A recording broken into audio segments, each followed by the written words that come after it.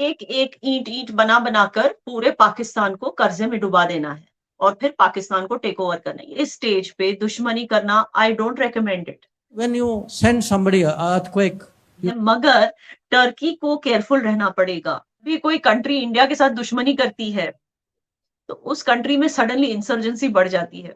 you send a team for earthquake. वो अभी suddenly empower हो जाते हैं, उनके पास भी इतनी ताकत आ जाती है कि वो हमारे दुश्मन देश के साथ लड़ सके। ये नसीब की बात है, तकदीर है। और our own children. इंसानियत के नाते की है और वो इंसानियत हम कहीं भी निभाएंगे, चाहे वो कोई ही मुल्क क्यों ठीक है ना। इंडिया को पहले से पता था, फिर भी हमने ये ऑपरेशन दोस्त मुकम्मल किया क्योंकि Children or citizens are stuck. जैसे जयशंकर जी ने कहा, जब अल्हम्दुलिल्लाह हम दुनिया की 5th fastest, You don't do it because you want gratitude. You do it because it's your responsibility. इसी में पूजा अर्चना भी ऑर्गेनाइज की, just to give respect to Indians because we are majority Hindu.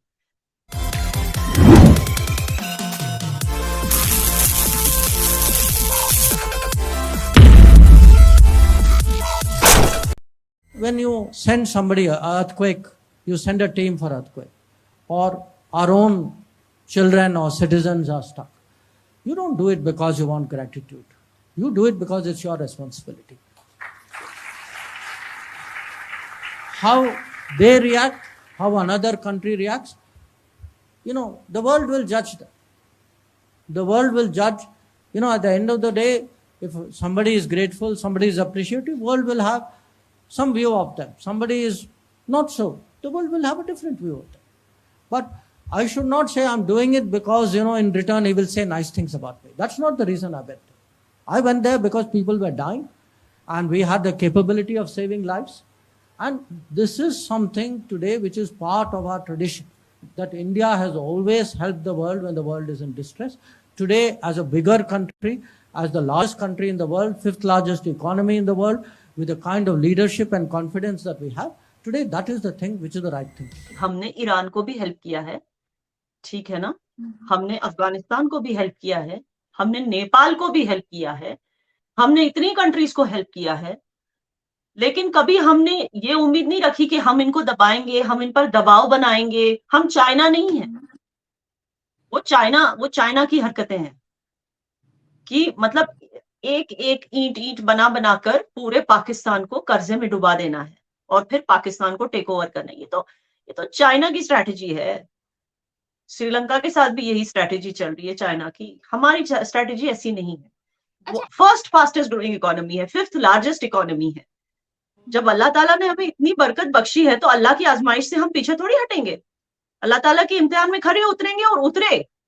जब हम it was our time to give back to the world, और किसी दुनिया के किसी हिस्से में अगर इतना बड़ा जलजला आया है, लोग वहां पर बुरी तरह से इम्पैक्ट हुए हैं, तो इंडिया कैसे हेल्प नहीं कर। तो ये वो रीजन है कि हमने उनको हेल्प किया और हमें पहले से पता था कि एर्डोगन और उसके मिनिस्टर्स जो हैं हमें अप्रिशिएट नहीं करेंगे। ये हमें पहले से पता, हमें अंदाजा था इस बात।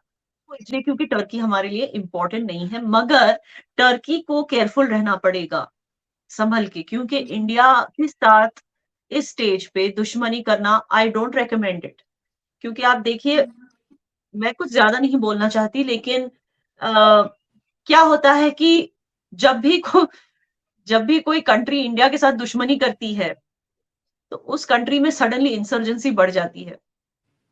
नसीब की बात है, तकदीर की बात है। आप देखिए बलूचिस्तान में क्या हो रहा है, कितनी इंसर्जेंसी बढ़ गई है पाकिस्तान में बलूचियों की वजह से। और ये भी होता है कि आसपास के जो दुश्मन देश हैं वो भी सडनली, हमारे दुश्मन देश के जो दुश्मन हैं वो भी सडनली एम्पावर हो जाते हैं, उनके पास भी इतनी ताकत आ जाती है कि वो हमारे दुश्मन देश के साथ लड़ सके। ये नसीब की बात है, तकदीर। ऐसे नहीं कि इसमें इंडिया का कोई हाथ है। तो मैं ये कह रही थी कि अगर एर्डोगन ने इस तरह की दुश्मनी मोड़ ली इंडिया से और फिर वही तकदीर उनकी भी बन जाए कि कुर्दिश जो लोग हैं ऑलरेडी वो इतने परेशान हैं, अब सडनली कुर्दिश लोग अगर एम्पावर हो गए, उनके पास बंदूकें आ गई, उनके पास, वो तकदीर की बात है। मैं नहीं कह रही इसमें इंडिया का हाथ है, बट अगर हो गया तो फिर टर्की की भी वही हालत हो जाएगी। ऑलरेडी वो इन्फ्लेशन के अंडर है, दूसरी ऑलरेडी वहां पे जलजला हो चुका है, ऑलरेडी वो बर्बाद हो रहा है, ठीक है ना।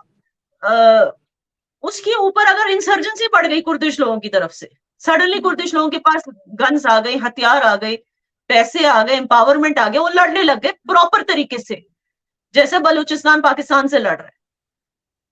फिर उनके लिए अच्छा नहीं होगा, ये मैं यही कह रही हूँ। इससे क्या है, टर्की और बर्बाद हो जाएगा और ऐसा ही एक है ये। ऐसे मोड पे आ जाएगा कि ना वो सिर्फ टूट जाएगा बल्कि आइसोलेट भी हो जाएगा दुनिया से। ये तकदीर होती है हर उस कंट्री की जो इंडिया के साथ दुश्मनी लेती है।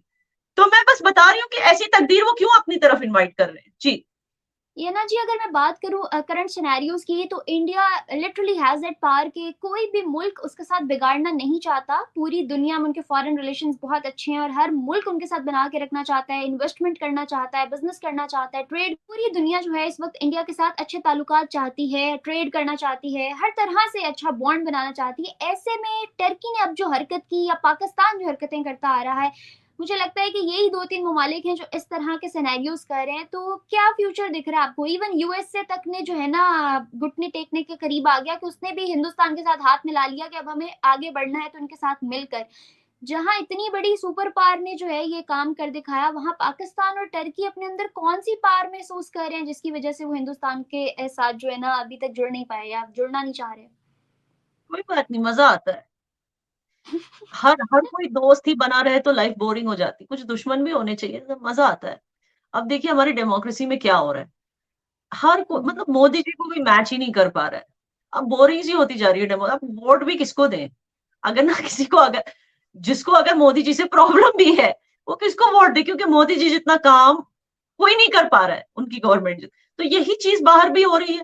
अब हर एक देश हमारा दोस्त ही बन जाए, फिर मजा कहाँ से आएगा। थोड़ा ड्रामा होना चाहिए ना लाइफ में, तो होने दो उनको मतलब दुश्मनी अब आप लोग कुछ मुल्क ऐसे इकट्ठे कर रहे हैं जो ड्रामा के लिए, मिर्च मसाले के लिए, पॉलिटिक्स के लिए आप लोगों के साथ जुड़े रहे हैं, बाकी हम कोई नहीं इकट्ठा मुद्दा कर नहीं रहे है। हैं, हम नहीं इकट्ठा कर रहे हैं। We are open to friendship with everyone, इसीलिए हमने ऑपरेशन दोस्त मुकम्मल किया। जैसे आपको इनफैक्ट जब फ्लड्स आए थे पाकिस्तान में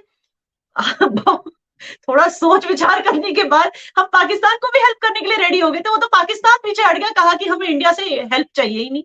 अब सोचो, बेगर्स कांट बी चूजर्स, इस फ्रेज को ही उल्टा कर दिया पाकिस्तान ने। तो हम हमेशा ये ना जी, पाकिस्तान में जो भी इमदाद फ्लड्स के वक्त आई थी, वो आपने टर्की के सिनेरियोज में देख लिया कि उसी तरह वो हमने बचा के रखी है सबकी इमदाद, कि उनको जब मुश्किल आएगी तो हम वापस भेजेंगे उनको। उनकी जरूरत में हमने उनके लिए बचा के रखी। हमने इकट्ठी ही इस वजह से की थी, हमने अपने लोगों के लिए तो इकट्ठी ही नहीं की थी। Very kind of you. मगर सचमुच हम कभी किसी कंट्री का बुरा नहीं चाहते और हर कंट्री के साथ दोस्ती बन के रहना चाहते हैं। लेकिन अगर उनको प्रॉब्लम है हमसे, तो अब हम क्यों अपना टाइम वेस्ट करें ये समझने के लिए कि उनको हमसे क्या प्रॉब्लम। जिनको प्रॉब्लम है वही इस चीज को जस्टिफाई करें कि भाई आपको प्रॉब्लम क्यों है। जी या ना जी, अभी करंटली जो टर्की ने हरकत की, in future what do you think, अगर कोई अल्लाह ना करे दोबारा ऐसा सिनेरियो किसी भी मुल्क के साथ या तुर्की के साथ ही दोबारा होता है, तो क्या हिंदुस्तान खड़ा होगा अपने इन्हीं अल्फाज के ऊपर कि हमने इंसानियत के नाते किया, या एक ग्रज आ जाएगा और इस चीज को लेके दोबारा नहीं खड़ा हुआ जाएगा? नहीं, बिल्कुल नहीं। हिंदुस्तान ने कभी इस तरह की ग्रजेस नहीं रखी when it comes to humanitarian work. India has always been on the forefront and it will always be on the forefront, क्योंकि ये हमारी ट्रेडिशन है और हम अपनी ट्रेडिशन के खिलाफ नहीं जाते। जी ठीक है। और अगर ट्रेडिशन की बात की जाए तो बहुत सारे जर्नलिस्ट पाकिस्तान के ये कहते हैं कि इंडियन के कल्चर के अंदर है गद्दारी, इंडिया के खून के अंदर है जो है मुसलमानों के साथ अच्छा सलूक ना करना, वहाँ पे बहुत ज्यादा जो है फोबिया है हिंदुइज्म का, और इस तरह की चीजें बहुत ज्यादा हमें देखने और सुनने को मिलती हैं। आपको भी सोशल मीडिया पे ऑपोजिशन की जानिब से ये तमाम बातें जो है पॉलिटिकल स्टेटमेंट्स देखने और सुनने को मिलती होंगी, स्पेशली अबाउट कश्मीर। तो इन तमाम चीजों का क्या हिंदुस्तान कभी जवाब दे पाएगा, या देगा, या बॉदर नहीं करेगा? Hindustan is too busy for all this. And मैं सच बताऊं तो जिन मुसलमानों को प्रॉब्लम्स नहीं चाहिए अपनी कंट्री में, they are also too busy. इस वक्त हमारे यहाँ जो मुसलमान है ना, वो बहुत बिजी हैं। मुसलमान यहाँ बहुत खुश हैं एंड वो इतने इस वक्त बिजी हैं एक नया कश्मीर, एक स्मार्ट सिटी को बनाने में, कि they don't have time to answer these kind of questions. हाँ, लेकिन जो लोग प्रोपागेंडा करते हैं, जिनको उसके लिए पैसे मिलते हैं, वो तो करते रहेंगे। वो तो कोई भी मुल्क अगर गद्दारी करता है, आप लोगों के पॉजिटिविटी का नेगेटिविटी के साथ जवाब देता है, तो हिंदुस्तान का क्या रिस्पॉन्ड होगा? हिंदुस्तान का यही रिस्पॉन्स होगा कि तुम्हारी नेगेटिविटी के कर्म तुम खुद भुगतोगे, because we believe in karma. Hmm. Okay, and hmm. हम अपनी अच्छाई के कर्म खुद भुगतेंगे।